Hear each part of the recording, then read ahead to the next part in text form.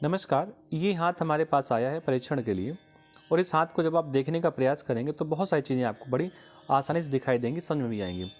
ये जातक की भाग्य रेखा है। कई बार लोग दूर से देख करके ऐसी भाग्य रेखा को बड़ी श्रेष्ठ भाग्य रेखा मान सकते हैं कि बहुत श्रेष्ठ भाग्य रेखा है, लेकिन जब इसको आप और नज़दीक से देखेंगे मालूम पड़ेगा तो ये इतनी श्रेष्ठ नहीं। उसका कारण क्या है कि जो ये भाग्य रेखा जा रही है ये बहुत साफ सुथरी नहीं है। साफ सुथरी रेखा कैसी होती है? तो आप इस स्थान को देखिए, यहाँ से लेकर के यहाँ तक, यहाँ से लेकर के यहाँ तक जो ये लाइफ लाइन की रेखा जा रही है ये पतली भी है, गहरी भी है, गुलाबी भी है।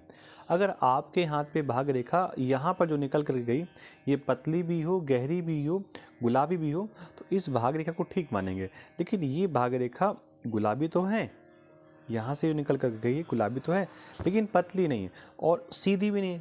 भाग्य रेखा बिल्कुल सीधी होनी चाहिए। अगर ये कहीं पर थोड़ा बहुत ऐसे घूम रही है तो इसको बहुत श्रेष्ठ मानिए। उस जीवन पर जातक को धन से संबंधित समस्याओं का सामना करना पड़ेगा, लेकिन केवल एक निशान को देख करके ही आप सब कुछ पूरा निर्णय नहीं लेना चाहिए। आपको व्यक्ति के जीवन को देखने के लिए उसके सूर्य के पर्वत को देखना चाहिए, बुध के पर्वत को देखना चाहिए और गुरु के पर्वत को बिना देखे आप कोई बात ना कहें। आप जब गुरु के पर्वत को देखेंगे तो मालूम पड़ता है कि यहाँ से एक रेखा निकल करते के जाती हुई ऐसे गई और इस स्थान से, मंगल के स्थान से निकलती हुई रेखा एक जाकर के गुरु पर्वत तक पहुँच गई।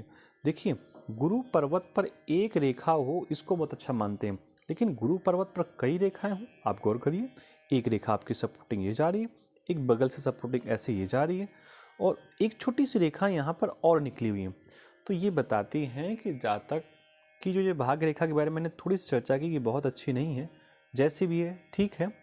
तो इसके जो कमज़ोर गुण हैं, जो श्रेष्ठ गुणों से ये रेखा जो भरी हुई नहीं है वो यहाँ पर निकल करके आ रहे हैं। तो केवल एक रेखा को देख करके हम ये कह दें कि नहीं जातक का भाग्य कमज़ोर होगा, ये थोड़ा कठिन हो जाएगा। हमको उसके लिए गुरु पर्वत को भी देखना पड़ेगा। लेकिन अब सपोर्टिंग में हम सूर्य पर्वत को देखें, जब सूर्य पर्वत को देखेंगे तो मालूम पड़ता है कि सूर्य पर्वत पर चतुर्भुज बना हुआ है। देखो, एक लाइनिंग ऐसी गई, दूसरी सपोर्टिंग लाइन ऐसी आ रही। तो सूर्य पर्वत के नीचे चतुर्भुज का बनना, सूर्य पर्वत के नीचे त्रिकोण का बनना, सूर्य पर्वत के नीचे आयत का बनना, ये जातक के श्रेष्ठ हाथ के लक्षणों का परिणाम होता है। बुध की उंगली के नीचे जब आएंगे तो गौर करते हैं कि बुध की उंगली पर कई खड़ी रेखाएं हैं। ऐसी जब एक से दो से अधिक खड़ी रेखाएं किसी भी जातक के हाथ के बुध पर्वत के नीचे पर होती हैं तो ऐसा जातक एक अच्छा चिकित्सक होता है। अब चिकित्सक क्या करता है? चिकित्सक सलाह देता है और सलाह के अनुसार दवा देता है और वो जातक स्वीकार करता है। यानी कि ऐसा जातक भले ही चिकित्सक ना हो लेकिन अच्छी सलाह देने वाला होगा। ऐसा जातक जब भी किसी को सलाह देगा तो जातक जीवन में उन्नति ही करेगा, अवनति करने का सवाल ही नहीं उठता। तो ये इस जातक के हाथ की बेसिक चीज़ें होंगी जो मैंने देखी। उसके बाद जैसे मैंने बताया कि भाग रेखा निकल करके यहाँ से पहुँच रही है और थोड़ा बहुत टेढ़ी मेढ़ी होकर के शनि पर्वत के नीचे जाकर के दो जीवा हो रही, डबल हो रही है।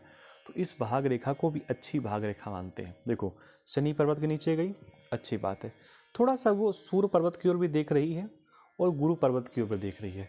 यानी सूर्य और गुरु, आप ऐसा कह सकते हैं कि जातक की कुंडली पर एक साथ बैठे होंगे, कहीं न कहीं उस लग्न को बड़ा सपोर्टिव कर रहे होंगे।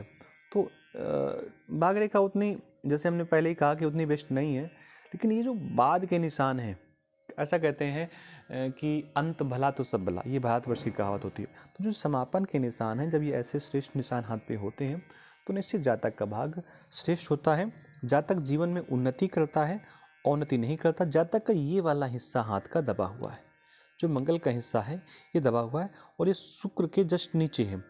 तो ऐसे जातक को लड़ाई झगड़ा आदि प्रकार के कार्यों पे इन्वॉल्व नहीं होना चाहिए, अपने क्रोध को नियंत्रण में रखना चाहिए, अन्यथा जातक जीवन में कई प्रकार का नुकसान उठा सकता है।